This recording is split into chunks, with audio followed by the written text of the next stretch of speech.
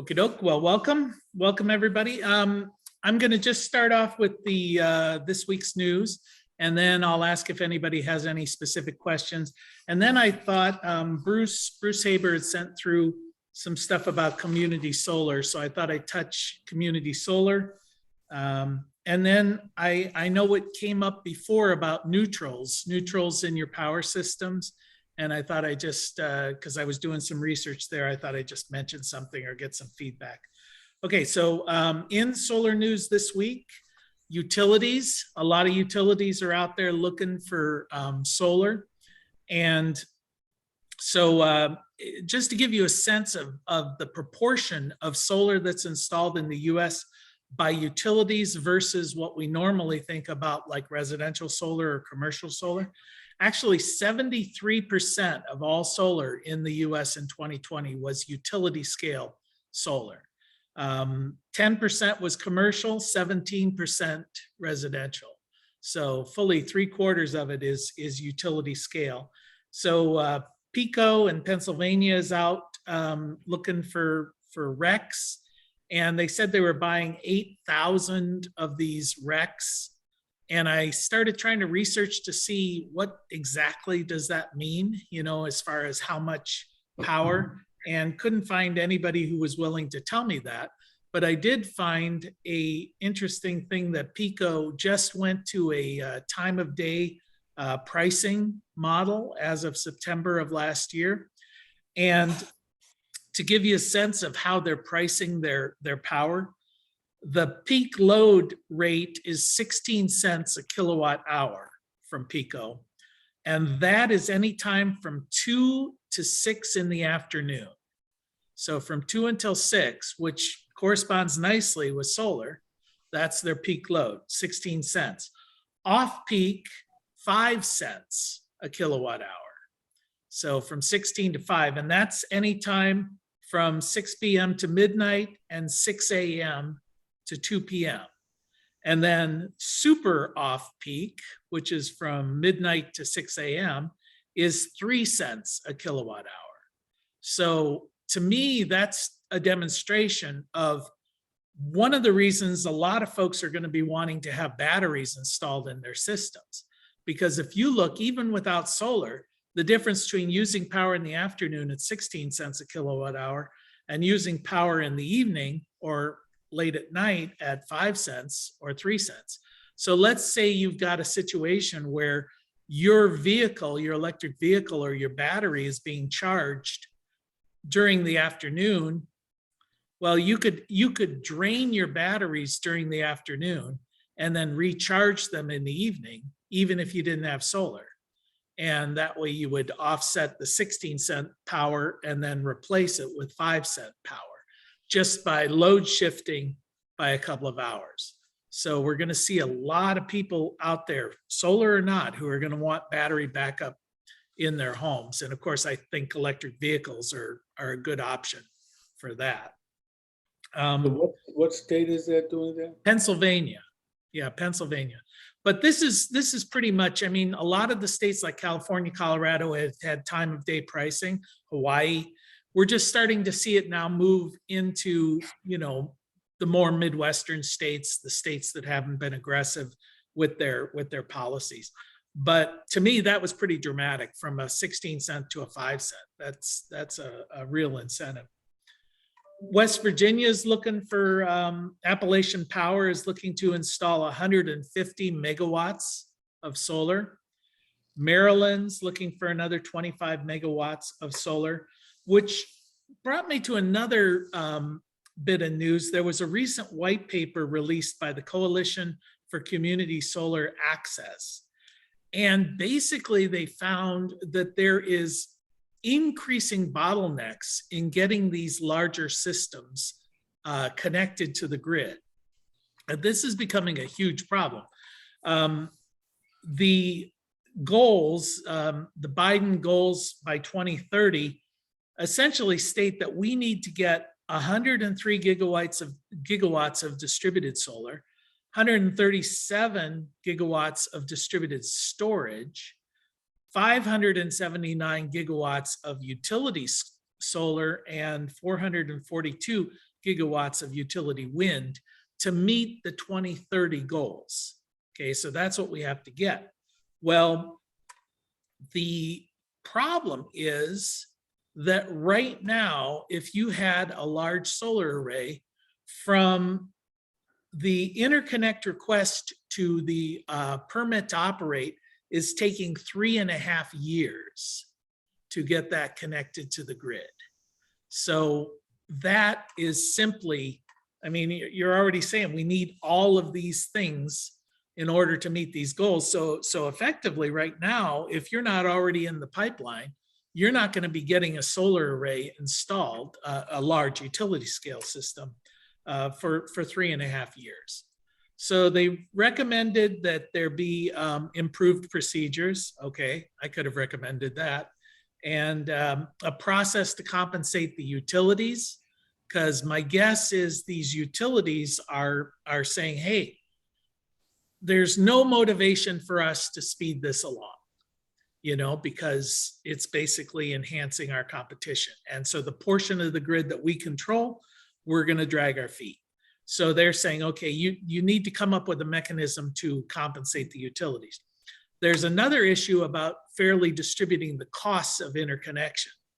Right now, let's say the grid can handle, let's use it like a traffic analogy. The highway can handle 100 cars, but if you want to bring in 101, you've got to add a lane to the highway system, more transmission capacity. Right now, the 101st car has to pay all of the costs of adding that lane. So the question is, okay, do all of the participants participate in the advantages of an enhanced infrastructure? And therefore the cost should be allocated over everybody who's using that transmission line. Or the other argument is, listen, everything's fine for me. You want to join? Well, pay the cost of joining. You know, why should I pay to have competitors add capacity to the infrastructure? So that's the big concern as far as our transmission upgrade. I think what they've come up with, essentially, looking at the legislation from federal government, is the federal government stepping in and saying, listen, we'll pay the cost of transmission upgrade, because this is like the interstate highway system, you know, as far as they're concerned. So there is part of that infrastructure bill that just recently passed, a lot of money for transmission upgrade. So we'll see how that works, but nothing happens quickly.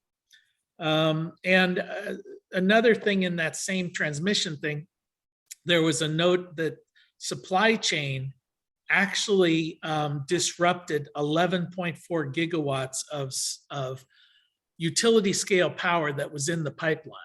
So in 2021, basically they said, all right, these projects can't move forward because we can't get supplies.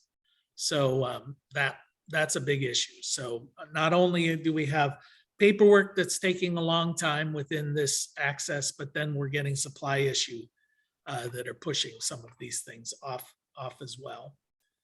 A little note here that Snyder Electric bought Energy Sage. I thought that was interesting because Energy Sage is one of these companies that's supposed to be like an intermediary between the installers and the products. They're supposed to be a consultative firm that helps consumers to navigate the installation of a system.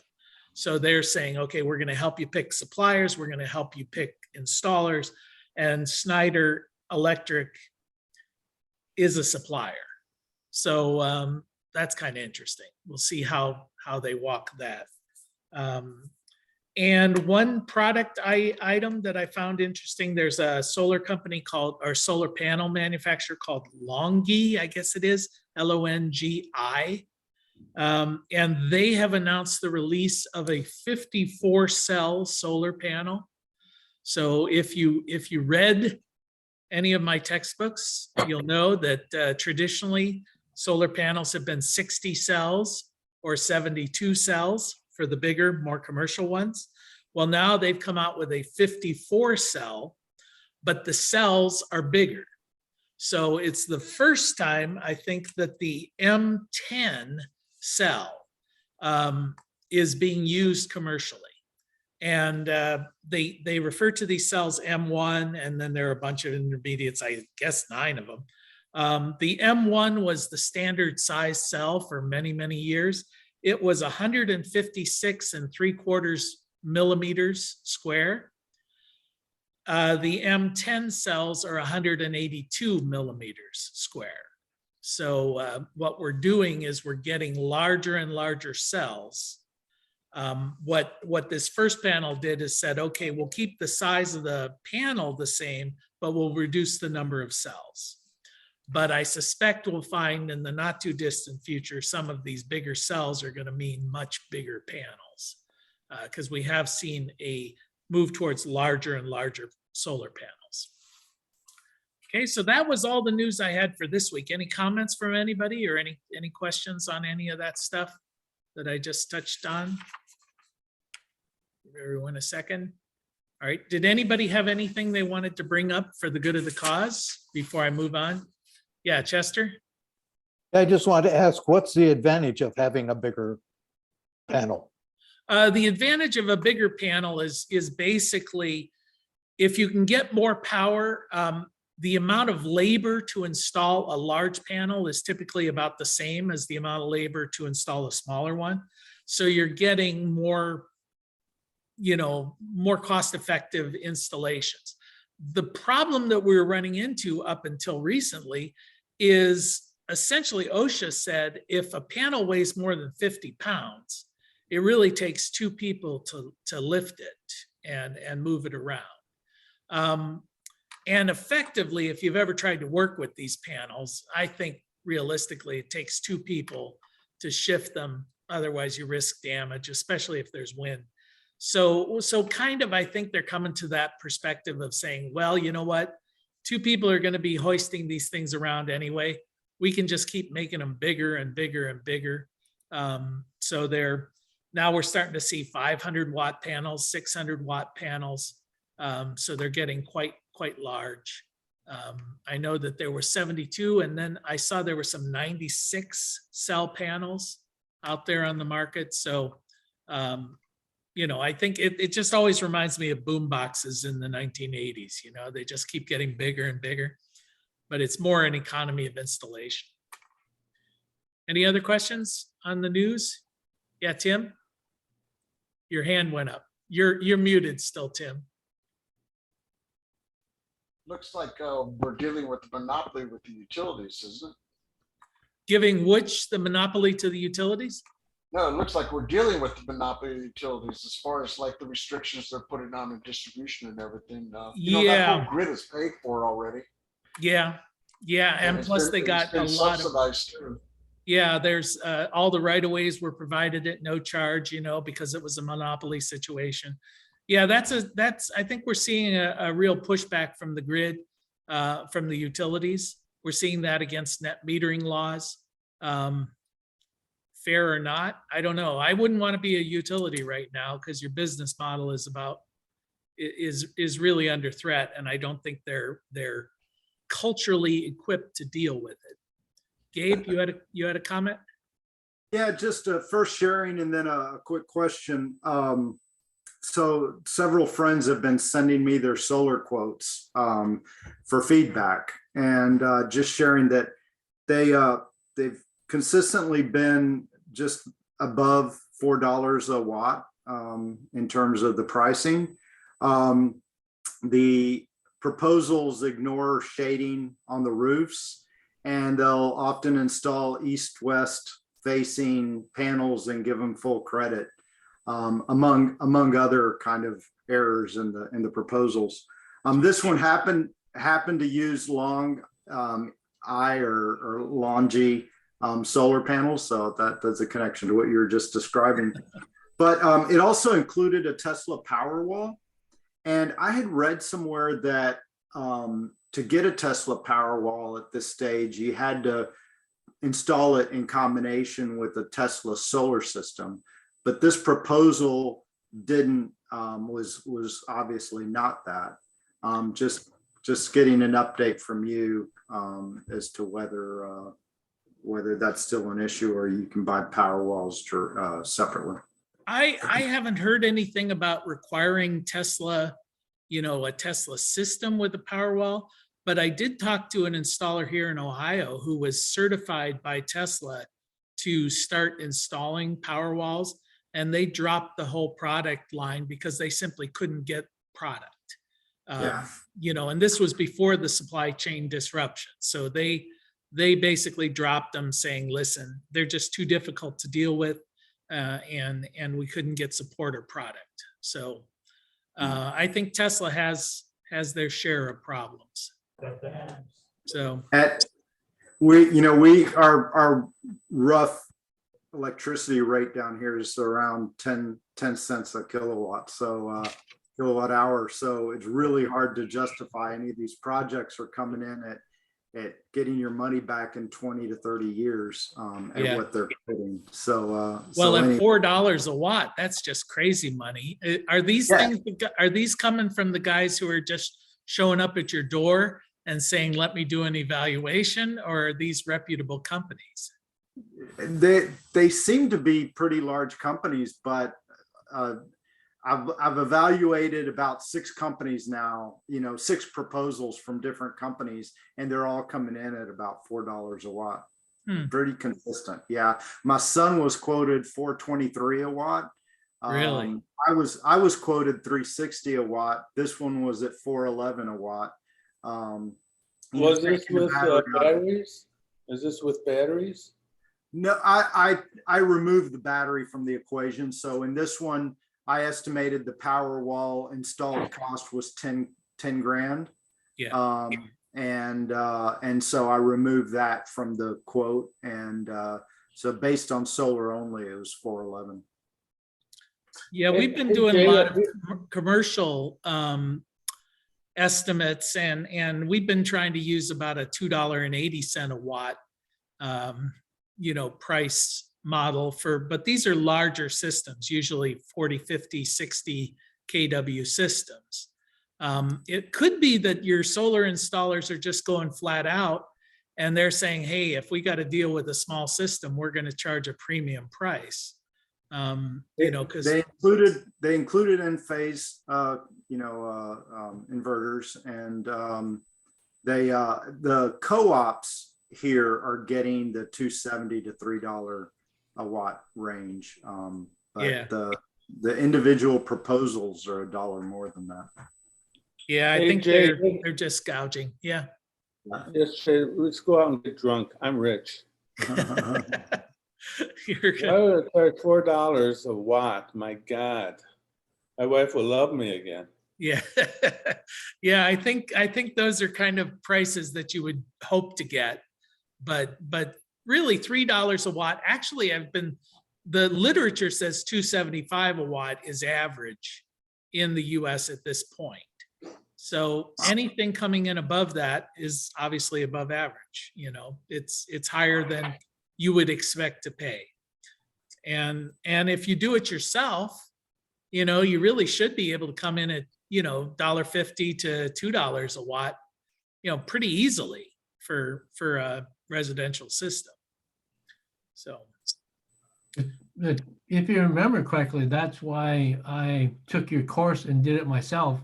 It's because I was getting ridiculous quotes, just ridiculous quotes. It was, the system I got, how big it was. I think it was it's a big system, it's got 42 panels in it. But I ended up paying like 10 grand for it. No batteries, obviously. Well, but you got free labor. You got free labor from our class, so that was a nice thing. No, but the reality was the system they were quoting me were like quarter the size. In Chicago, 50% of the installers are brokers, and they're not registered with the Illinois Commerce Commission or anything.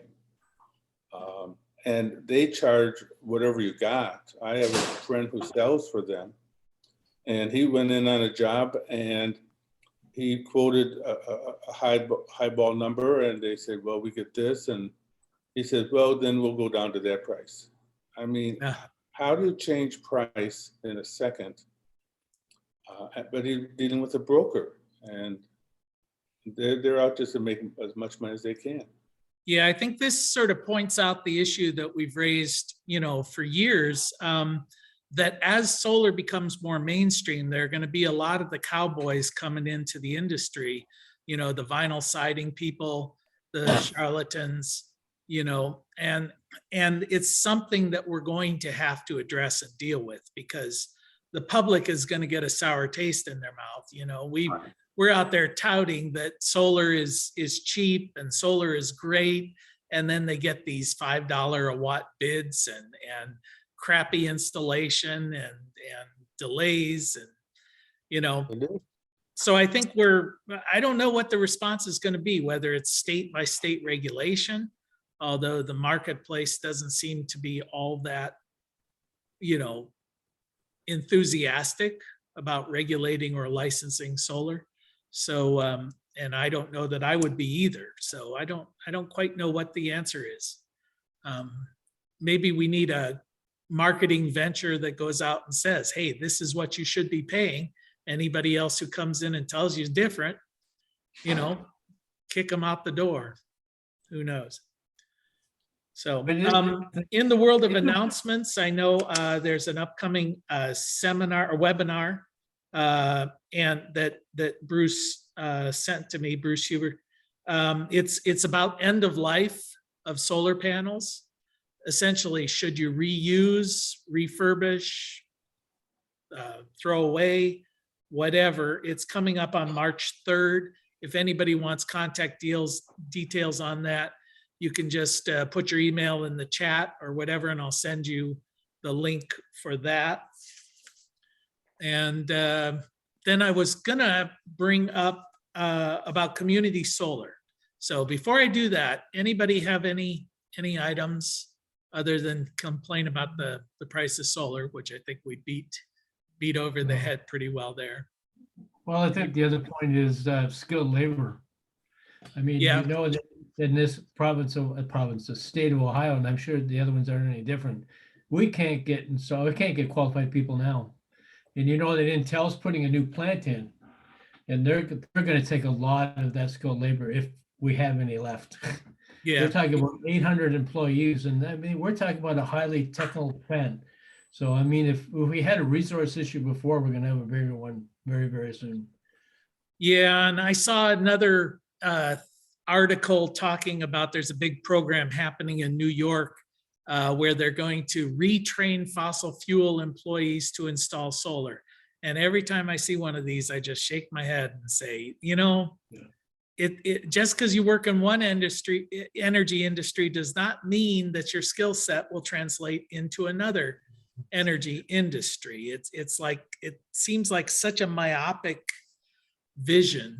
Why are you targeting an industry segment? We should be expanding solar training everywhere for anyone who's interested. Training period, yeah. Yeah. And the other thing, just before I shut up, Lowe's is actually starting to sell solar kits for farmers to use for their. So I thought that was interesting use. It's expensive. It was really expensive. Yeah. I mean, the little panel they've got was the same size, a lot smaller than mine, and it was the same price. But Yeah. the farmers are buying it now for their electric fences, which I thought was interesting use. Yeah, you've been able to get similar things, from Tractor Supply and Harbor Freight for a while.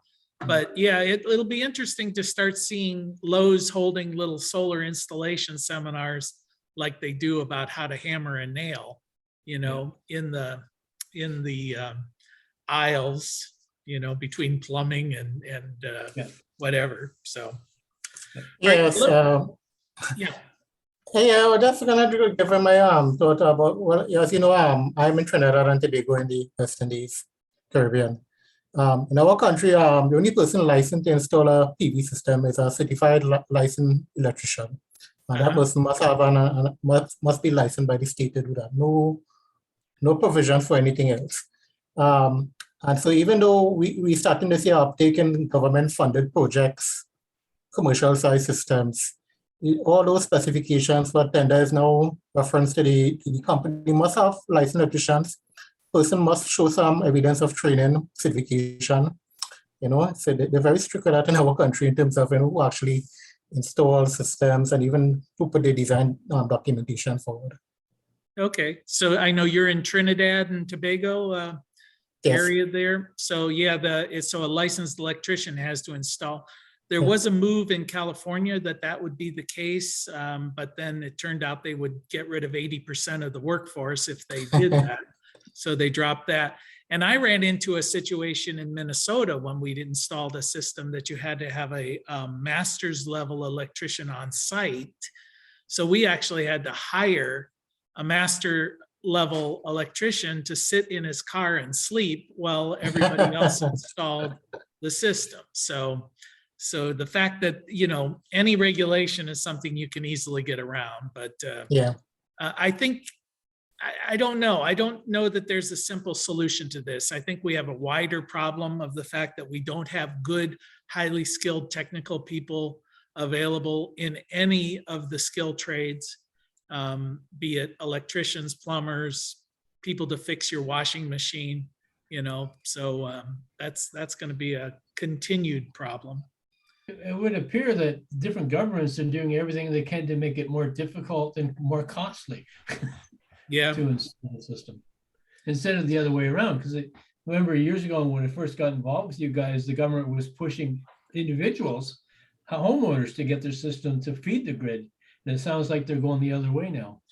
There is a little bit of pushback. It's kind of schizophrenic. I don't want to say that it's all one direction or the other, but the utilities are starting to see market penetration approach a level where they're concerned that it's beginning to disrupt their business model, and they would like to have total control over solar. So they're pushing back on that. Government, where they are susceptible to utility lobbying, has been willing to pass restrictive solar laws and regulations, but then other bits of government that are not susceptible to that lobbying are doing the exact opposite. So you see in California where they restricted in one department, but they expanded in another department, and the whole thing is crazy. So has there been any action being taken to change the rules? Because remember, like my concern was they still made me put that electrical disconnect in the outside of the building, even though the inverter does it all by itself. I mean, as soon as the fire department pulled my meter off, the whole system would go down. But the inspector was adamant that I still had to put that switch outside. So is there any movement out there for people to go in and edit that and revise it to? I don't see there being any movement because basically the electrical code is written by electricians, and they simply accept that if you turn it off, it's got to be, at a place, they want to see a switch where you can turn it off. And logically, I guess it makes sense because these inverters, the rapid shutdown or the anti-islanding provision within them could in theory fail, so why not put a mechanical disconnect in place? We're starting to see now where there's the need for 2 disconnects at that point of presence, because everybody's incorporating battery backup systems that are designed to kick in as soon as you lose grid signal. Right. Well, so if you're a first responder who has to go out there and cut through the roof, you turn off the main thing and the system is now disconnected from the grid. And now but now the batteries have kicked in and the system's live again. So they want a rapid shutdown initiator for the battery banks to be right out there at the same location. So we're going to start to see several disconnects, or maybe one master disconnect that deals with both of them, or whatever. And I guess as I was talking, it occurred to me, when the grid goes down, your system will shut down. But what if somebody needs to come as a first responder, but the grid's still operational? So do they want to be able to disconnect it without necessarily pulling the meter, which is what they would normally do? Right. So who knows? It's a minor inconvenience, for something like that. Yeah. All right, well, let me talk a little bit about community solar. In case you're not familiar with the term community solar, I think most of you are, but I'll just review that real quick. This is where instead of installing on your home, a developer would develop a large solar array, and you would own a portion of that solar array. So this would be considered typically a utility scale system. And in fact, about 8% of all of the solar installed in the US in 2020 was community solar. Studies have shown that about 80% of all of the homes are not suitable for solar, which is really an astounding number. 80%, 4 out of 5 homes, for a number of reasons. Some of them are orientation or roof structure, or the roof is dodgy, so that you could accept. Shading is another big issue, where there are big oak trees or whatever around, so a lot of homes are not suitable because of shading issues. But then you start getting into multi-tenant structures, where or even structures that are rentals, where the homeowner would not necessarily want to invest in solar on that building. They wouldn't even have the right to do so. There are some other issues around, bad credit. That's a big issue too. They can't afford it because they can't afford the credit to purchase a system. So basically the roof's too small, the roof's not oriented right, they're a tenant, they're shading, bad credit. So ultimately you add all those together, about 80% of the people out there would not qualify for solar. So community solar is another option. Yeah, Bruce? What about having the necessity to have a 200 amp panel? Yeah, that could be a big issue, although that just raises the cost of your system, because you could upgrade your solar. But anything less than, let's say, a 3.8 kW system would still load side connect to a 100 amp service with a 100 amp service panel. So yeah, if you needed a bigger system, you'd probably have to upgrade to 200 amp service.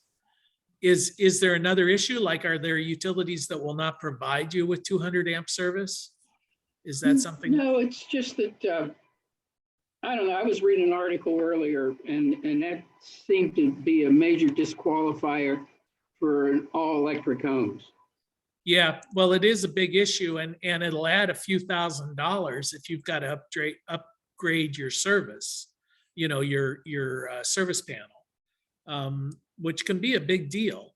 Now, some of the systems are developing where you can tap in, do a supply side connection, and then you don't have to actually hook into your service panel. So that may be less of an issue if you do a supply side, but then you've got to hire an electrician, you've got to turn off your service. So there's costs associated with that as well. As of 2020, there were 21 states that had passed community solar legislation. One of the issues with community solar, if you think about it, if I own a portion of a solar array, I have to somehow get the production from that portion allocated to my bill, to my electric bill. And if my utility is not willing to do that, then, I'm dead in the water, because it doesn't help me at all. There is an alternative that I could buy part of a solar array as an investment, and they could have a power purchase agreement where they're selling that power but then that's the same as buying stock or whatever. I'm getting a return on my investment that's not allocated directly to my power bill. So in a lot of states, like Minnesota, for instance, has a very aggressive community solar law, where they say, if you want to be a utility operating within our state, you will participate in community solar projects, and you will, allocate to the appropriate bill. So there are 21 states now that have some form of community solar legislation, although the ones that seem to be the most active and probably have the best legislation are Colorado, Minnesota, California, and New York. This is where the lion's share of community solar projects are being installed. But in the great state of Ohio, which is where I'm sitting, there is currently a bill House Bill 450, which seeks to add Ohio to that list of states where community solar is a thing. And it's surprisingly sponsored by a couple of Republican state legislators. So this is clearly not a blue-red divide, at least in this state.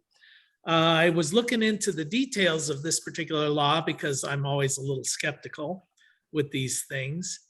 And basically the details, well, just give you a little sense about Ohio. Ohio is actually the 4th largest consuming state of energy in the nation. And 69% of our electricity is from coal. So we're one of the most polluting states when it comes to electricity. Now, this community solar is kind of a test the marketplace kind of thing, where they're going to allow up to 2 gigawatts of community solar just to see how it works. 1 gigawatt is to be put into rural Appalachian environments, and the other gigawatt is in brownfields. What they're really targeting is to take solar and put it on old landfills and coal slag, fields where these pollutions are currently in place.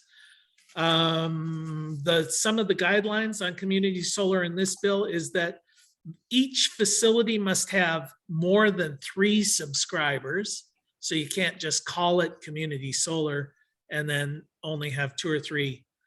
In fact, no one subscriber can have more than a 40% interest in the array, and 60% must be subscribed by people who are subscribing at 40 kilowatts or less. So it is designed as true community solar. Each project can't be larger than 10 megawatts.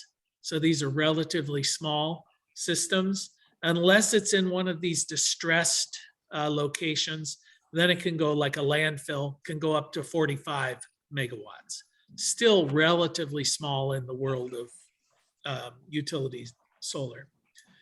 They can't be within 1 mile of another solar farm. So they want these things dispersed. And it cannot be owned by a utility, but they do say that utility subsidiaries could own them. So to my reading of that, basically utilities can own them. It doesn't matter if you make a sub corporation or whatever. There are 3 basic types of community solar systems out there. There are utility sponsored community solar projects. And we see this a lot with co-ops. In fact, when I was up in Minnesota, they were talking a lot about the local electrical co-ops were essentially selling you portions of these co-op developed solar arrays. And there's some good advantages of that. Of course, rather than just spending your money on your electric bill, you now own a portion. The RECs, if there are RECs, could be allocated proportionally. The tax benefits could be allocated proportionally. And in theory, it's a cheaper way of getting your electricity. There are also what they refer to as special purpose entities.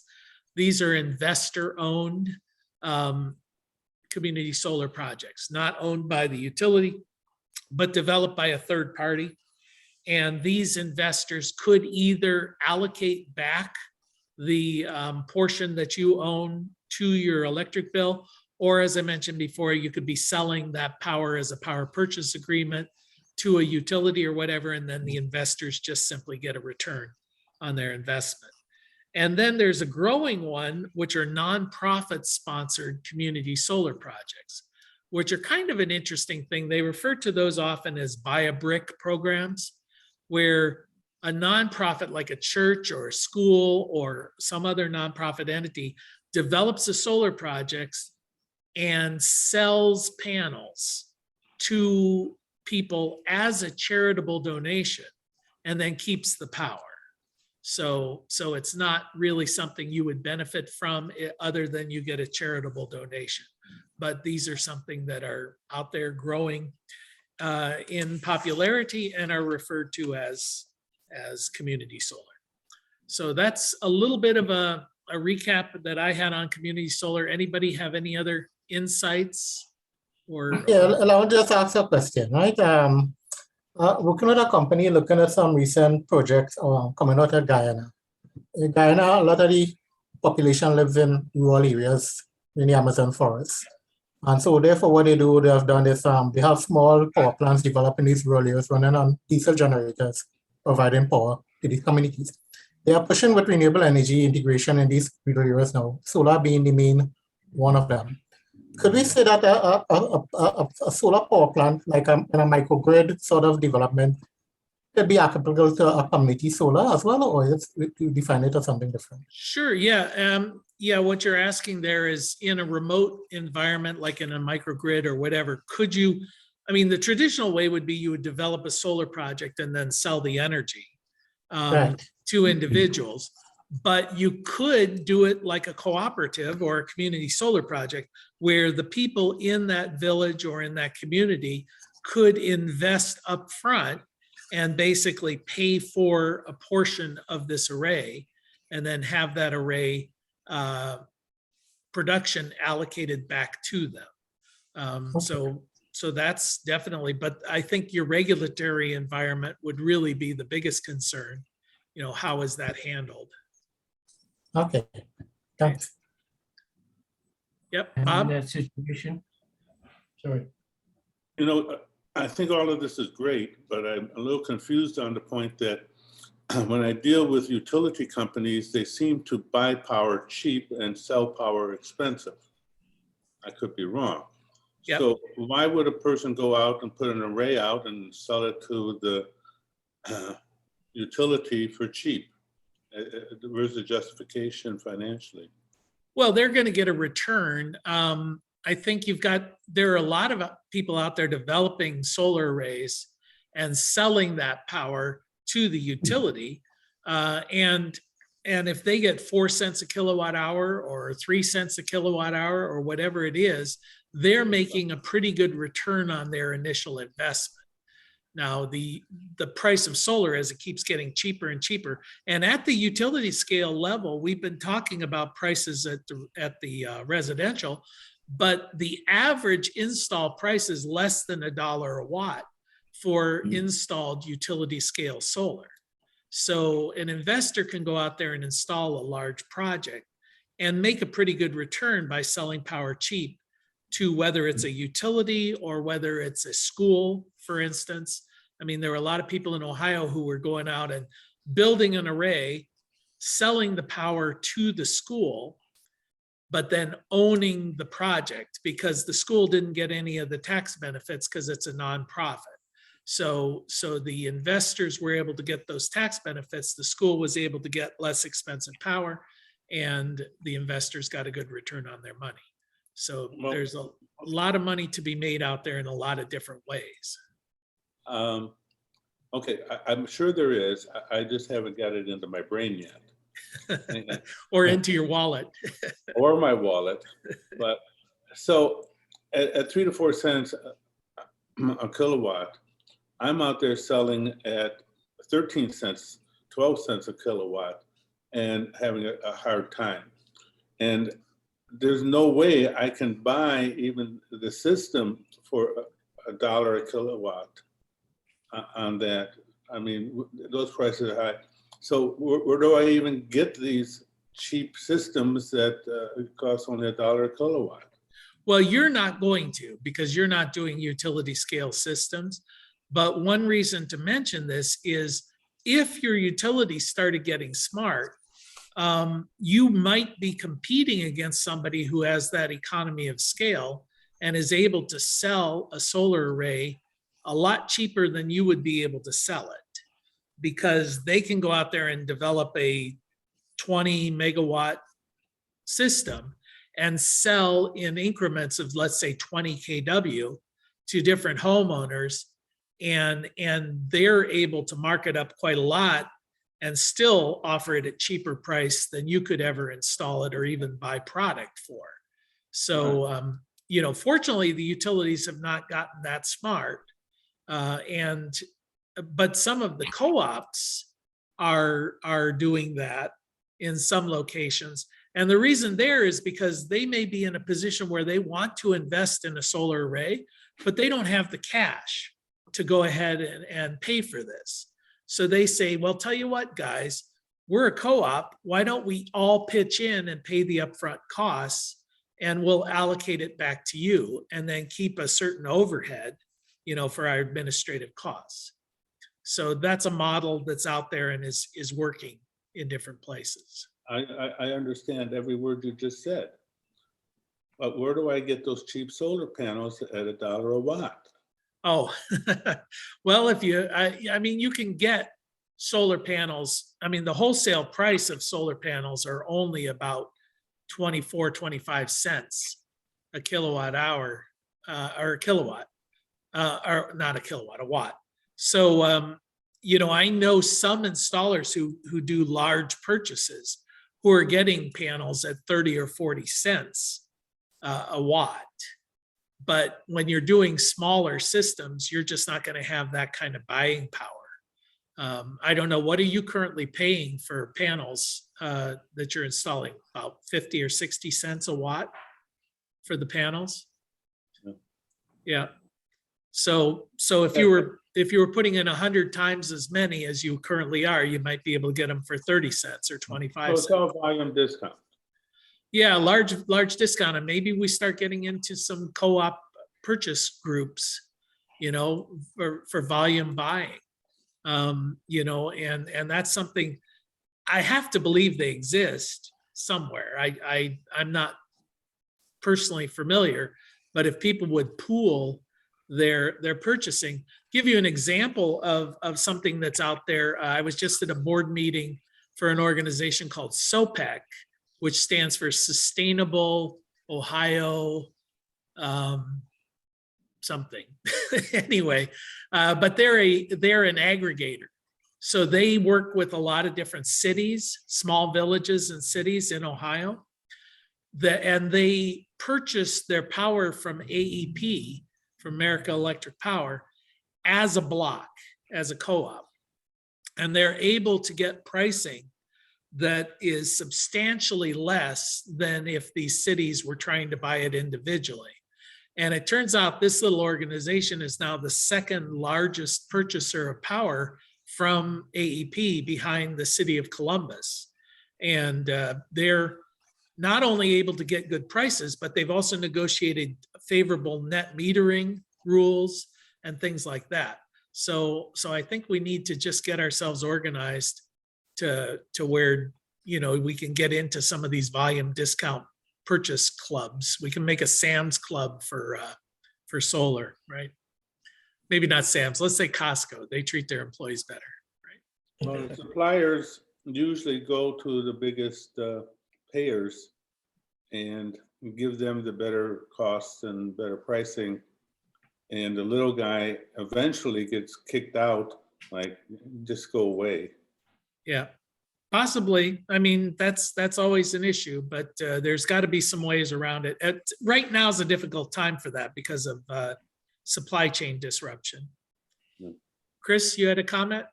Well, what I was going to say is that in the village locally over here, I was in charge for the water supply.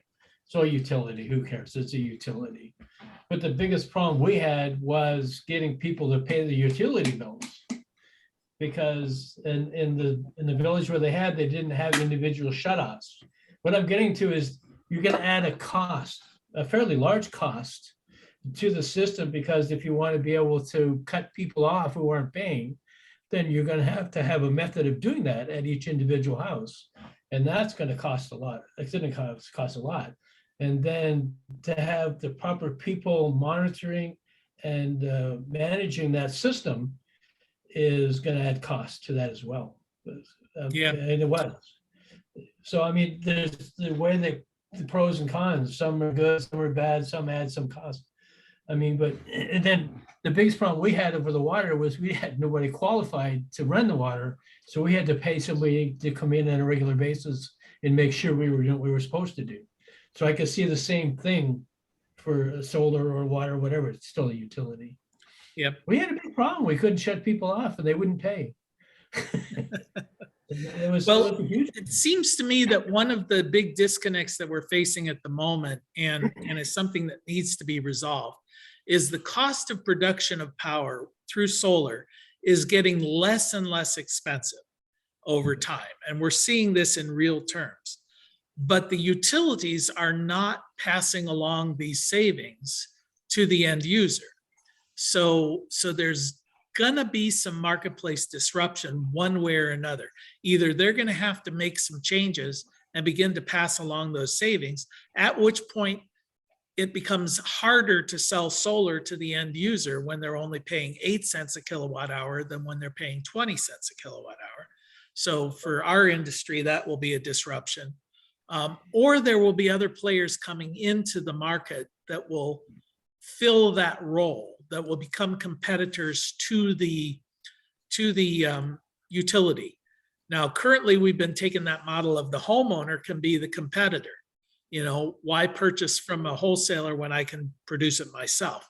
But there will be other people, community solar being just one of them. But I still think virtual utilities and other type of competitors to the traditional utility system is going to become a real thing here in the not too distant future. I don't know how that's going to map out, and government's going to have to play a role in that because they tend to muck about in things and slow down the innovation process. Okay, well, we're running to the end here. Anybody have any last words of wisdom before we call it adieu? Okay, seeing none. All right, we'll see you all next week. Take care. Awesome. Bye-bye. There you go.